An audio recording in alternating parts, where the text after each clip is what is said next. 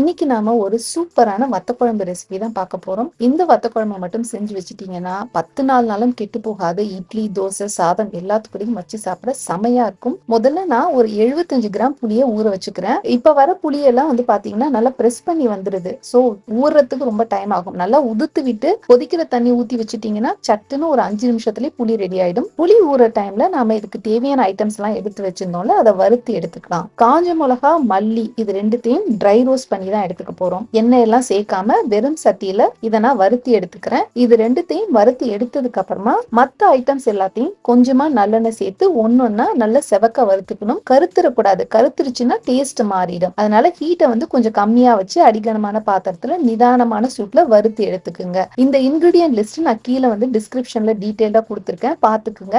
எல்லா ஐட்டத்தையும் நல்லா வறுத்துட்டு இந்த ஐட்டம்ஸ் எல்லாம் எண்ணெயில நல்லா வறுப்பட்டதுக்கு அப்புறமா நம்ம ஏற்கனவே ட்ரை ரோஸ்ட் பண்ணி எடுத்து வச்சிருந்தோம்ல மிளகா, மல்லி, அதையும் இது கூட சேர்த்துக்கலாம். இது கூட பெருங்காயத்தூள் சேர்த்து லைட்டா சாட்டே பண்ணி நாம அடுப்பு ஆஃப் பண்ணிடலாம். இதை நல்லா ஆற விட்டு பொடி பண்ணி எடுத்துக்கலாம். இந்த பொடி ரெடி ஆயிடுச்சு அப்படின்னாலே நமக்கு பாதி வேலை முடிஞ்சிருச்சுங்க. பாத்திரத்துல தாராளமா ஒரு 70 ml நல்லெண்ணெய் சேர்த்துக்குங்க. இதுல நாம கடுகு, வெந்தயம் ரெண்டும் போட்டு தாளிச்சுக்கலாம். இது ரெண்டும் பொரிஞ்சதுக்கு அப்புறமா கட் பண்ணி வச்சிருக்க சின்ன வெங்காயம், பூண்டு, கருவேப்பிலை போட்டு இதை நாம லைட்டா வதக்கிக்கணும். ஓரளவு இந்த வெங்காயம், பூண்டு சாப்பிட்டானதுக்கு அப்புறமா நான் இது கூட இன்னைக்கு முருங்கைக்காய் சேர்த்துக்கிறேன். நீங்க முருங்கைக்காய் போடலைன்னா சுண்டவத்தல் போட்டுக்கலாம். அப்படி இல்லைன்னா வெறும் வெங்காயம், பூண்டு மட்டும் போட்டு வச்சா கூட இந்த குழம்பு ரொம்ப டேஸ்டா இருக்கும். நம்ம ஏற்கனவே ஊற வச்சிருந்தோம்ல, அந்த புளியை நல்லா கரைச்சிக்கிட்டு இது கூட சேர்த்துக்கிறேன். ஒரு 1/2 லிட்டர் தண்ணியில நீங்க புளியை கரைச்சிக்கிட்டீங்கன்னா தான் அது சுண்டி வரப்ப நல்ல டேஸ்ட் கொடுக்கும். ஆறிடுச்சு. இப்ப நாம ஏற்கனவே வறுத்து வச்சிருக்கத பொடி பண்ணி எடுத்துக்கலாம். கிட்டத்தட்ட ஒரு 70% கொதி வந்ததுக்கு அப்புறமா தான் நாம இந்த பொடியை சேர்த்துக்கணும். இது கூட நான் கொஞ்சமா மஞ்சத்தூள், உப்பு சேர்த்துக்கிறேன்.